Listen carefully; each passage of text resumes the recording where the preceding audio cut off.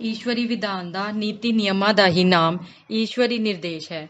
ਉਸ ਨੂੰ ਸੁਣ ਕੇ ਸਮਝ ਕੇ ਆਪਣੇ ਜੀਵਨ ਅਤੇ ਆਚਰਣ ਵਿੱਚ ਉਤਾਰਨ ਤੋਂ ਹੀ ਈਸ਼ਵਰ ਦੀ ਹੋਂਦ ਤੋਂ ਉਸ ਦੇ ਸੰਪਰਕ ਨੇੜਤਾ ਦਾ ਲਾਭ ਉਠਾਇਆ ਜਾ ਸਕਦਾ ਹੈ, ਉਠਾਇਆ ਜਾਣਾ ਚਾਹੀਦਾ ਹੈ। ਪੰਡਿਤ ਸ਼੍ਰੀ ਰਾਮ ਸ਼ਰਮਾ ਆਚਾਰਿਆ। ਪੁਸਤਕ ਦਾ ਨਾਮ ਈਸ਼ਵਰ ਕੌਣ ਹੈ, ਕਿੱਥੇ ਹੈ, ਕਿਹੋ ਜਿਹਾ ਹੈ। ਪੁਸਤਕ ਦੀ ਜਾਣਕਾਰੀ। ਈਸ਼ਵਰ ਕੌਣ ਹੈ, ਕਿੱਥੇ ਰਹਿੰਦਾ ਹੈ, ਕਿਹੋ ਜਿਹਾ ਹੈ। ਕੀ ਉਹ ਸਾਡੇ ਵਾਂਗ ਦਿਖਾਈ ਦਿੰਦਾ ਹੈ ਅਤੇ ਕੰਮਕਾਰ ਕਰਦਾ ਹੈ?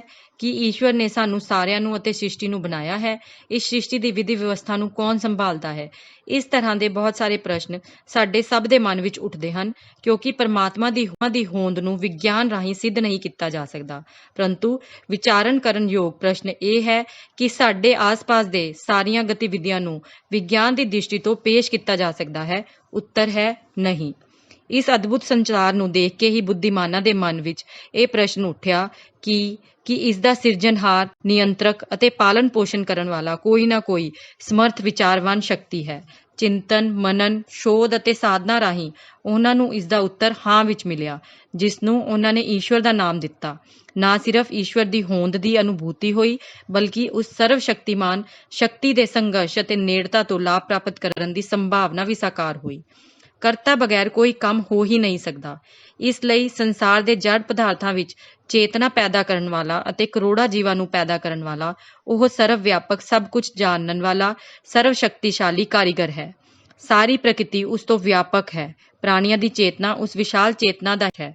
ਸੰਸਾਰ ਦੀ ਸੁੰਦਰਤਾ ਤੇ ਕੋਮਲਤਾ ਉਸ ਦੀ ਹੀ ਸੁੰਦਰਤਾ ਤੇ ਕੋਮਲਤਾ ਹੈ। ਬ੍ਰਹਿਮੰਡ ਦੇ ਕਣ-ਕਣ ਵਿੱਚ ਉਹ ਕਿਸੇ ਨਾ ਕਿਸੇ ਰੂਪ ਵਿੱਚ ਮੌਜੂਦ ਹੈ। ਜਿਵੇਂ ਮਿੱਟੀ ਦੇ ਇੱਕ ਕਣ ਅਤੇ ਪ੍ਰਿਥਵੀ ਵਿੱਚ ਕੋਈ ਅੰਤਰ ਨਹੀਂ ਹੁੰਦਾ, ਉਹ ਉਸ ਦਾ ਹੀ ਅੰਸ਼ ਹੁੰਦਾ ਹੈ। ਉਸੇ ਤਰ੍ਹਾਂ ਆਤਮਾ ਅਤੇ ਪਰਮਾਤਮਾ ਵਿੱਚ ਵੀ ਕੋਈ ਭੇਦ ਨਹੀਂ ਹੁੰਦਾ। ਸਾਡਾ ਕੋਈ ਵੀ ਕੰਮ ਪਰਮਾਤਮਾ ਦੀ ਨਜ਼ਰ ਤੋਂ ਲੁਕਿਆ ਨਹੀਂ ਰਹਿ ਸਕਦਾ। ਸਾਡੇ ਚੰਗੇ ਮਾੜੇ ਕਰਮਾਂ ਦਾ ਫਲ ਉਹ ਨਿਸ਼ਚਿਤ ਰੂਪ ਤੋਂ ਦਿੰਦਾ ਹੈ। ਇਸ ਲਈ ਕਰਮ ਫਲ ਦੇ ਆਧਾਰ ਤੇ ਈਸ਼ਵਰ ਦੀ ਸੱਤਾ ਸਿੱਧ ਹੁੰਦੀ ਹੈ। ਜਦੋਂ ਪਰਮਾਤਮਾ ਨੂੰ ਮਾਨਵੀ ਚੇਤਨਾ ਵਾਂਗ ਹੀ ਕੋਈ ਸ਼ਕਤੀ ਮੰਨ ਲੈਂਦਾ ਹੈ ਤਾਂ ਜੀਵਨ ਪ੍ਰਤੀ ਸਾਡਾ ਨਜ਼ਰੀਆ ਬਦਲ ਜਾਂਦਾ ਹੈ। ਸਾਡੀ ਭਾਵਨਾਤਮਕ ਸ਼ਕਤੀ ਦਾ ਵਿਕਾਸ ਹੋਣ ਲੱਗਦਾ ਹੈ। ਇਹ ਪੁਸਤਕ ਸਾਨੂੰ ਈਸ਼ਵਰ ਅਤੇ ਹੋਰ ਜੀਵਾਂ ਦੀ ਹੋਂਦ ਅਤੇ ਉਹਨਾਂ ਦੇ ਵਿਚਾਰ ਸੰਬੰਧਾਂ ਬਾਰੇ ਸਮਝਾਉਂਦੀ ਹੈ, ਕਿਉਂਕਿ ਪਰਮਾਤਮਾ ਨੂੰ ਜਾਣਨ ਤੋਂ ਪਹਿਲਾਂ ਆਪਣੇ ਆਪ ਨੂੰ ਜਾਣਨਾ ਜ਼ਰੂਰੀ ਹੈ। ਪੁਸਤਕ ਦੇ ਕੁਝ ਅੰਸ਼। ਚੰਗੇ ਪਰਿਣਾਮ ਅਤੇ ਦੰਡ ਪਰਮਾਤਮਾ ਖੁਦ ਨਹੀਂ ਦਿੰਦਾ, ਬਲਕਿ ਉਸਨੇ ਅਜਿਹੀ ਵਿਵਸਥਾ ਬਣਾ ਦਿੱਤੀ ਹੈ ਕਿ ਕੁਦਰਤ ਖੁਦ ਹੀ ਇਸ ਕੰਮ ਨੂੰ ਪੂਰਾ ਕਰ ਲੈਂਦੀ ਹੈ। ਦੁੱਖ ਤੋਂ ਦਿਲ ਦੀ ਕਠੋਰਤਾ ਘੱਟ ਹੋ ਜਾਂਦੀ ਹੈ। ਦੁੱਖ ਤੋਂ ਅਭਿਮਾਨ ਨੂੰ ਦਬਾਉਂਦਾ ਹੈ। ਦੁੱਖ ਤੋਂ ਹਿੰਮਤ ਅਤੇ ਸਬਰ ਵੱਧਦਾ ਹੈ। ਦੁੱਖ ਤੋਂ ਹਮਦਰਦੀ ਵੱਧਦੀ ਹੈ। ਦੁੱਖ ਤੋਂ ਧਾਰਮਿਕਤਾ ਵੱਧਦੀ ਹੈ। ਯੋਗ ਸਾਧਨਾਵਾਂ ਦਾ ਉਦੇਸ਼ ਮਨੁੱਖ ਦੀ ਅੰਦਰੂਨੀ ਚੇਤਨਾ ਦੀ ਵਿਲੱਖਣ ਯੋਗਤਾਵਾਂ, ਸ਼ਕਤੀਆਂ ਅਤੇ ਸੰਭਾਵਨਾਵਾਂ ਦੇ ਸਰੋਤ ਨੂੰ ਈਸ਼ਵਰੀ ਸ਼ਕਤੀ ਨਾਲ ਜੋੜਨਾ ਹੀ ਹੁੰਦਾ ਹੈ। ਸ਼ਕਤੀਆਂ ਦਾ ਹਰੇਕ ਮਨੁੱਖ ਵਿੱਚ ਬੀਜ ਰੂਪ ਵਿੱਚ ਮੌਜੂਦ ਰਹਿੰਦੀਆਂ ਹਨ।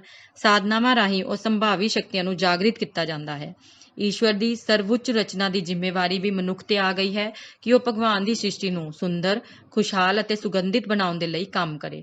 ਆਤਮ ਚੇਤਨਾ ਹੀ ਹੈ ਜੋ ਕਿਧਰੇ ਤਾਂ ਵਿਰਾਟ ਸੂਰਜ ਦੀ ਖੇਡ ਕਰਦੀ ਹੈ, ਉੱਥੇ ਹੀ ਕਿਧਰੇ ਮਨੁੱਖ ਬਣ ਜਾਂਦੀ ਹੈ ਅਤੇ ਕਿਤੇ ਕੀੜੀਆਂ ਅਤੇ ਦੀਮਕ। ਪੁਸਤਕ ਦੇ ਕੁਝ ਬਿੰਦੂ। ਈਸ਼ਵਰ ਹੈ ਜਾਂ ਨਹੀਂ ਹੈ, ਵਿਲੱਖਣ ਮਨੁੱਖ ਅਤੇ ਉਹਨਾਂ ਦੀਆਂ ਵਿਸ਼ੇਸ਼ਤਾਵਾਂ, ਕਿਰਪਾਲੂ ਭਗਵਾਨ ਦੇ ਮਹਾਨ ਅਨੁਦਾਨ, ਪ੍ਰਕਿਰਤੀ ਦੀ ਪ੍ਰੇਰਨਾਵਾਂ ਦੀ ਪਾਲਣਾ ਕਰਨਾ।